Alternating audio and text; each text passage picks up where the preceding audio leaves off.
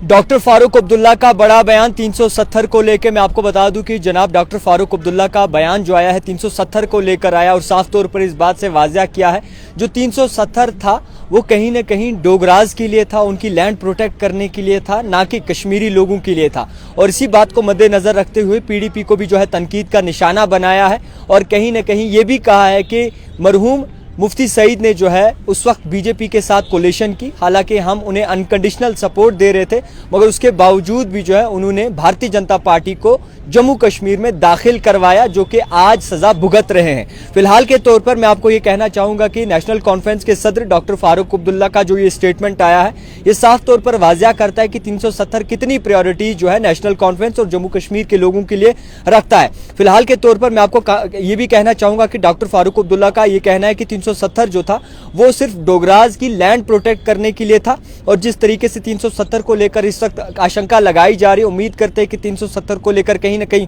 बड़ा बयान सामने आए। मगर 1927 में जिस तरीके से 370 को लेकर एक फैसला लिया गया था वो सिर्फ डोगराज की लैंड प्रोटेक्ट करने के लिए लिया गया था और ये भी कहा है उन्होंने कि माजी में जिस तरीके से कदम उठाए हैं, माजी की जो सरकारें थी, माजी का जो हिसाब था, उस वक्त में सिर्फ प्रायोरिटी थी कि डोगराज की लैंड किस तरीके से प्रोटेक्ट कर सके और पंजाब के जो रिहाइश वाले हैं, जो पंजाब में रहते हैं, वो कहीं ना कहीं डोगरा की जमीनों पे कब्जा ना कर ले, इसी को लेकर जो है उन्हें बचाने के लिए 370 की शनाख्त हुई थी। और इसी के लिए ये भी कहा है कि जम्मू कश्मीर में अगर देखें तो कोई भी ऐसी परेशानी जो है वो हिंदूज को लेकर या पूरे इंडिया में हिंदूज को लेकर परेशानी सामने नहीं आ रही, क्योंकि 80% पॉपुलेशन जो है वो बाकायदा तौर पर उनकी ही है और कोई भी ऐसा थ्रेट ना ही उनको है ना ही किसी भी ऐसे लोगों को है जो मुख्तलिफ जगहों पर रियासत में या फिर मुख्तलिफ स्टेट्स में रहते हैं या यूटीज़ में रहते हैं। और मैं आपको ये भी कहना चाहूँगा कि जिस तरीके से पीपुल्स डेमोक्रेटिक पार्टी की बात करें तो उन्होंने ये भी कहा है कि लेट मुफ्ती मोहम्मद सईद ने जो है उस वक्त कोलिशन गवर्नमेंट जो है वो फॉर्म की थी भारतीय जनता पार्टी के साथ और भारतीय जनता पार्टी को जो है जम्मू कश्मीर का रास्ता दिखाया था।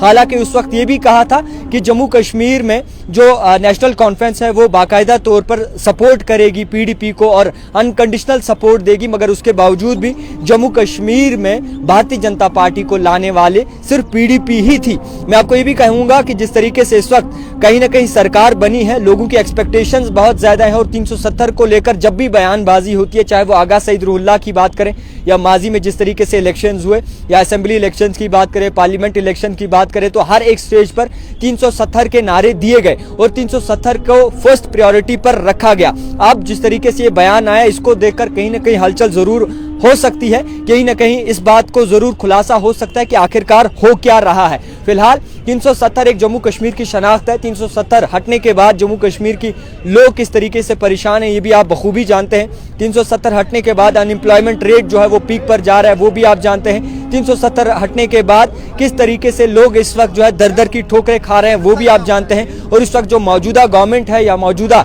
निज़ाम जिस वक्त चल रहा है, आशंका है, एक्सपेक्टेशंस है लोगों की कि जिस तरीके से वक्त आगे बढ़ेगा अच्छे दिन भी सामने आएंगे, मगर मोदी जी के वो अच्छे दिन अभी तक नहीं आए जिसके वो नारे देते थे और भारतीय जनता पार्टी उसके प्रचार करती थी। मोदी जी के वो अच्छे दिन अभी तक दिखाई नहीं दिए जिस तरीके से माजी में प्रचार होता था और ऑन ग्राउंड क्या होता था ये आप भी जानते हैं। फिलहाल के तौर पर मोदी जी की भारतीय जनता पार्टी जम्मू कश्मीर में, खासकर कश्मीर में कामयाब तो नहीं हो सकी। नेशनल कॉन्फ्रेंस को बढ़ावा जरूर मिला है और अब आशंका और एक्सपेक्टेशंस लगाई जा रही है कि जम्मू कश्मीर में अच्छे दिन नेशनल कॉन्फ्रेंस के आने से आएंगे। मगर जो ये बयानबाजी डॉक्टर फारूक अब्दुल्ला ने की है 370 को लेकर, इस पे लोग कहीं ना कहीं सोचने पे मजबूर हो जाएंगे कि क्या 370 जम्मू कश्मीर में इसीलिए लाया गया था डोगराज के लिए या फिर जम्मू कश्मीर के लोगों की हिफाजत करने के लिए। ये सबसे बड़ा मुद्दा है। फिलहाल एक्सपेक्टेशंस बहुत ज्यादा है, परेशानियां बहुत ज्यादा है, अच्छे दिन अभी आए नहीं और सरकार बड़े बड़े दावे अभी कर रही है। बिजली, पानी, रोड अभी दिखी नहीं और इसी को लेकर राशन अभी डबल मिला नहीं। सरकार जिस तरीके से दावे कर रही है उसमें साफ तौर पर यह भी कहा है कि स्मार्ट मीटर जब तक आपके घर पे नहीं लग जाता